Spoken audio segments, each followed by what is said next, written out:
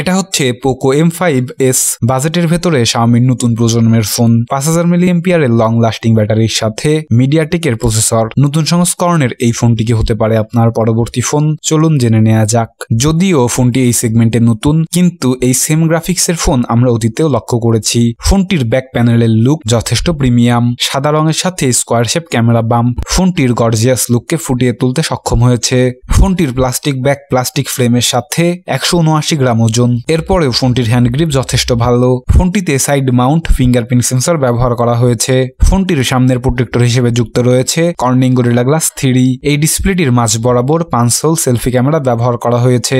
ফোনটিতে ওয়াটার এবং ডাস্ট প্রতিরোধক হিসেবে IP53 সাপোর্ট যুক্ত রয়েছে। টিভি, এসি এবং বিভিন্ন ধরনের স্মার্ট ডিভাইসের রিমোট হিসেবে ফোনটিকে ব্যবহার করতে পারবেন। এই জন্য ফোনটিতে আয়ার ব্লাস্টার সেন্সর ব্যবহার করা হয়েছে। ফোনটিতে 6.43 ইঞ্চ অ্যামোলেড স্ক্রিনের সাথে 60 হার্জ রিফ্রেশ রেট, ফুল HD প্লাস রেজুলেশনের এই ডিসপ্লেটিতে Xiaomiর কাস্টমাইজ ডিসপ্লে ইঞ্জিন ব্যবহার করা হয়েছে।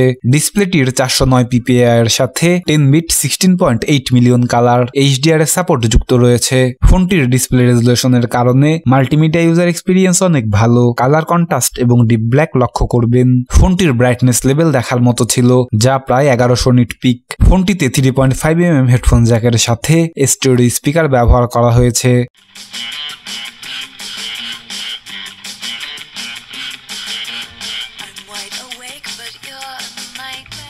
ফোনটিতে micro SD card slot support, UFS 2.2 128GB পর্যন্ত maximum storage support built in রয়েছে।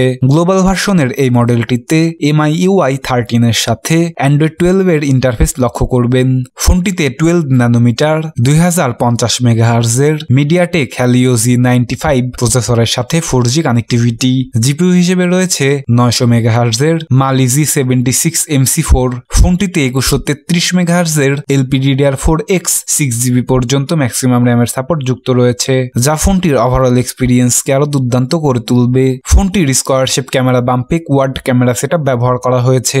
ফোনটির মেন ক্যামেরাটি 64 মেগাপিক্সেল f1.8 অ্যাপারচার। ফোনটিতে 2 মেগাপিক্সেল f2.4 অ্যাপারচারের মাইক্রো এবং ডেপথ লেন্সের সাথে 8 মেগাপিক্সেল f2.2 অ্যাপারচারের আল্ট্রা ওয়াইড লেন্স রয়েছে, যার সাহায্যে 118 ডিগ্রি পর্যন্ত আল্ট্রা ওয়াইড অ্যাঙ্গেলের ছবিগুলি তুলতে পারবেন। প্রত্যেকটি লেন্সের সাথে ইলেকট্রনিক ইমেজ স্টেবিলাইজার এবং AI যুক্ত পাচ্ছেন। দিনের ঝকঝকে আলোতে মেন ক্যামেরা দিয়ে তোলা ছবিগুলি অনেক শার্প এবং ডিটেলস। কালার স্যাচুরেশন এবং ডায়নামিক রেঞ্জ যথেষ্ট ভালো। ফোনটির মেন ক্যামেরা দিয়ে তোলা পোর্ট্রেট ছবিগুলি অনেক ভালো। ফোনটির মাইক্রো লেন্সের সাহায্যে তোলা ছবিগুলি অনেক শার্প এবং ডিটেলস। ফোনটির আল্ট্রা ওয়াইড লেন্সটি যথেষ্ট কাজের না হলেও ছবি তুলতে সক্ষম। কালার স্যাচুরেশন ভালো, কিন্তু ডায়নামিক রেঞ্জে অনেকটাই পিছিয়ে থাকবে। রাতের বেলায়ও ফোনটির মেন ক্যামেরা দিয়ে তোলা ছবিগুলি অনেক শার্প এবং ডিটেলস। কালার স্যাচুরেশন এবং ডায়নামিক রেঞ্জ যথেষ্ট ভালো। ফোনটি দিয়ে আপনি সর্বোচ্চ 4K at 30 fps, 1080p at 120 fps, 720p at 960 fps এর স্লো মোশনের ভিডিও রেকর্ড করতে পারবেন। ফোনটির আল্ট্রা ওয়াইড লেন্স দিয়েও 1080p at 30 fps এর ভিডিও রেকর্ড করতে পারবেন। ফোনটির সেলফি ক্যামেরাটি 13 megapixel f2.4 aperture. Selfie camera দিয়ে তোলা ছবিগুলি অনেক ভালো। কালার স্যাচুরেশন এবং ডায়নামিক রেঞ্জ যথেষ্ট। এটিতে আপনি সর্বোচ্চ 1080p at 30 fps এর ভিডিও রেকর্ড করতে পারবেন। এত কিছুকে পাওয়ার অন করার জন্য যুক্ত রয়েছে non removable lithium polymer 5000 mAh এর একটি শক্তিশালী ব্যাটারি। এই ব্যাটারিটিকে চার্জ করতে 33 ওয়াট ফাস্ট চার্জারের সাহায্য নিয়েছে Xiaomi, যা ফোনটিকে মাত্র 30 মিনিটে 64% চার্জ করতে সক্ষম। সঙ্গে রয়েছে USB Type-C 2.0। এত কিছুর পরে ফোনটির দাম গিয়ে দাঁড়ায় 219 ইউরো, যা বাংলাদেশি টাকায় 24,000 টাকার সমপরিমাণ।